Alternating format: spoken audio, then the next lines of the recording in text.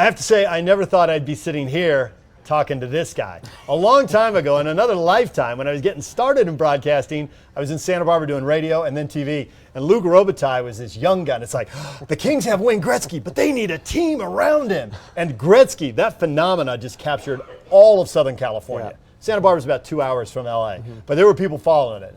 Well, they got this young guy, Luke Robitaille. He might be something. Turns out you're a Hall of Famer. So, see, the people who thought you might be something. Had the mullet and all. It worked then. Yeah. Does that seem like another lifetime ago, or does that seem like 5 minutes ago? It depends of the day. Some days it seemed like it was not that long ago, but it definitely seemed like it was so long ago. But you're right. It was special. It was truly amazing. And when Gretzky came in LA, it changed the game for hockey. What did he have that nobody else had? That now that you're the president of the Kings, you're like, we're not going to get another Gretzky. That's not realistic. No. But some of the qualities he had, if we could get a couple of those qualities in these young guys, what did he have that maybe other people can replicate? Well, I used to watch him when I was a kid, and I always said Gretzky had the most skill. He saw the game better than anyone else, but yet he was the hardest working guy. I mean, even though he was a superstar, he worked harder than everyone else, and that's what made him so great.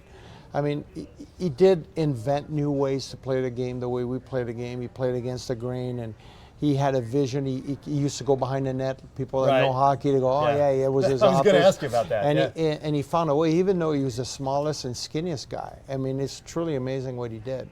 How hard was it to learn to play with him, and then what did that teach you that could propel you forward? Well, it wasn't hard to learn to play with him because you basically had to put your stick on the edge, get open, and you put it on your stick. The only thing that was hard for me is he was my idol. So, sometimes they say you should never meet your idol. And then when I met him, I was so enamored. I was just like, I couldn't even speak. And I remember, I think I was 3 games into it, and he says, hey, my nickname was Lucky. He goes, Lucky, if you see me open, give it to me. He says, don't worry, I'll give it back to you. And I knew that, but I was like, okay, Mr. Gretzky, okay. And I think for the next 3, 4, 5 games, I don't think I could play because every time I got the puck, I would just literally just give it to him.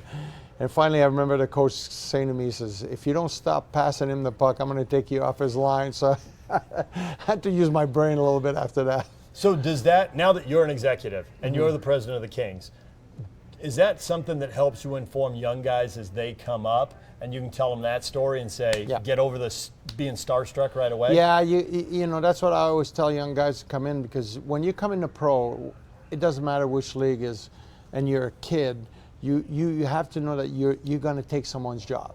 So what price are you willing to pay, and what are you willing to do to take someone's job? Because no one wants to give up their job, and there's already a roster from the year before. So you tell kids, you have to have respect for the veterans, but then yet you're there to take their job, and you got to be willing to do that.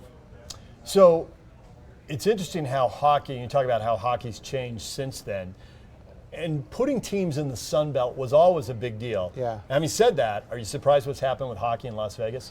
Yeah, I think we're all surprised. We're all surprised the success they've had. I mean, the people they've hired, George McPhee to run the hockey team, did a tremendous job. They built a great team. They did change the rules, so we knew the team had a better chance to be good, but never to get to the Stanley Cup Finals. You got to give them credit. They've done real well.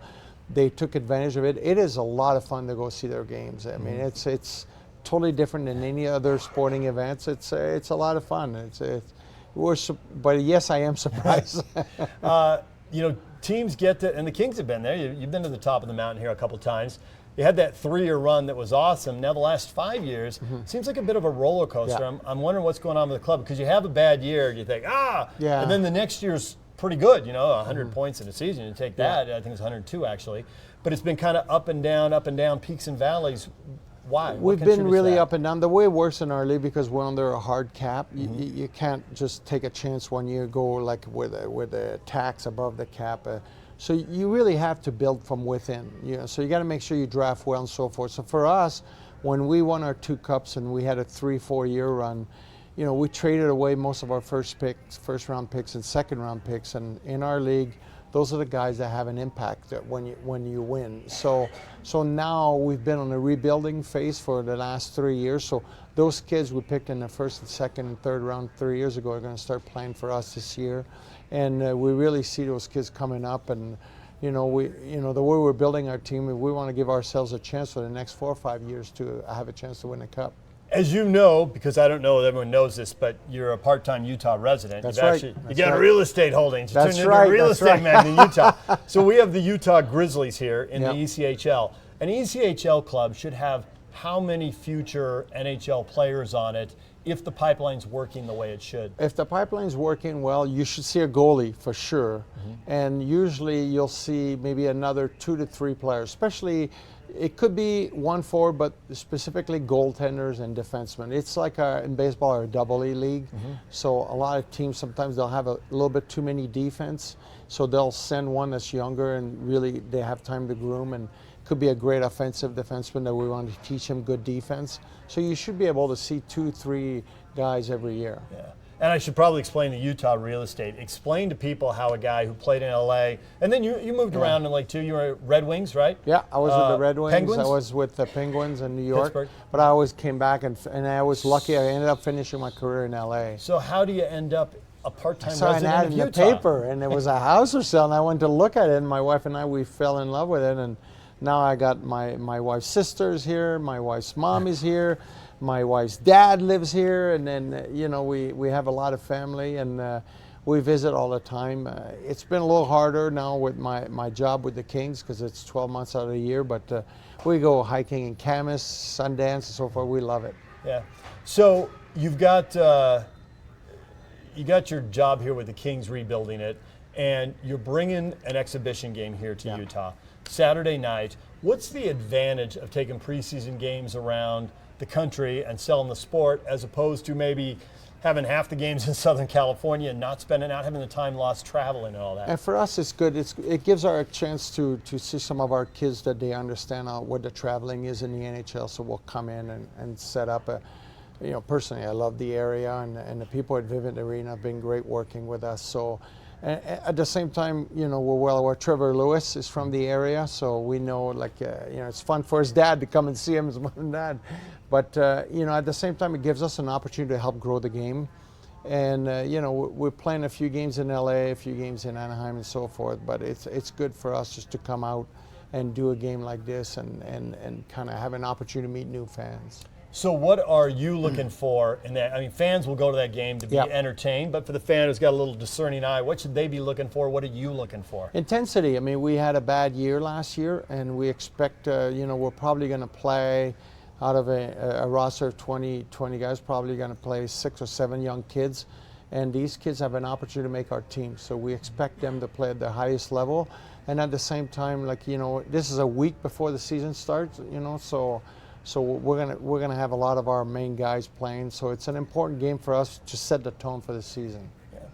You've got a unique situation in LA. You play in the Staples Center. Of course, we got a lot of Jazz fans watching this, and they know the Jazz go down there to play the Clippers and the Lakers. 3 teams in one building. Crazy. Now we hear Steve Ballmer's going to go build an arena, probably with the Rams owner Stan Kroenke's doing there. So, is that going to happen, you think? Is that going to happen how soon? Because I read the LA Times online, having been from Southern California, and I kind of follow it, and it seems like there's a little bit of this going on. It's definitely up and down like this. Yeah. I mean, I know the Clippers still have a lease, I think, at Staples Center until 2025 or 224. No, they're not going to build that stadium in 15 it's or arena in 15 minutes anyway. It's going to take time, and a lot of things can happen over that time. For us, if one team ever goes, it's not bad, because then we might not have to play 2 teams in one day. But we've been able to work it out really good. You never know. I mean, it might happen. Like I said, you don't want to bet against Steve Ballmer, but at the same time, I mean, I know our AG, our company that owns the Kings and Staples Center, they're doing everything above and beyond to help all 3 teams. We all get treated really good and fairly. And, it's going to be interesting to see what happens. But it's still 7-8 years away, or 6 years away, whatever it is. So it's still a long ways away. And there's going to be a lot of new ice and new floors at Staples Center before anything happens. Yeah. Big picture, I'm interested in your take on the growth of hockey across the United States. And, you know, ESPN had a big commitment to the NHL for a long time, and then they pulled back. How has that impacted hockey? Has that had a big impact on the NHL, you think? I don't think ESPN pulling back. I would say, like, you know, NBC and all of our networks have done a real good job at promoting the game. I think the biggest thing that we've had is the league and USA Hockey has done a real good job at growing the games from the bottom. So there's a lot more kids playing. You see this year at our draft, I think the USA program, the development team had 10 kids drafted in the first round. So it's truly, I mean, like our first pick this year was Alex Turcotte. He's a U.S. kid. And so there's a lot of kids coming up from the U.S. playing. They're getting drafted, playing college, a lot more than it was, let's say, 10, 15 years ago. You were telling me there's a new rink in Santa Barbara. Yep. And that Santa Barbara's turned into a powerhouse for these teenage kids. That's right, high school hockey. And if you drive into Santa Barbara, you've been there, it doesn't really scream Hockey Town, USA. You know, there's too many Mediterranean roofs and too many palm trees. Those kids are playing hard there. It's amazing. Yeah. All right. Well, you want one more pub for the game? Yeah. Get people out there. Yeah, big Saturday? game. It's going to be fun. It's for us, it's a division rival. And, you know, obviously Vancouver, they got some great young guys too. So it's going to be a tense game because both of our teams are going to compete for it this year. So we want to set the tone right away. So it should be fun. 7 o'clock Saturday. Come and see us. Okay. Luke, we appreciate a few right. minutes. Thanks Thank for coming you. in Thanks. And talking a little hockey. Yeah, it's always fun.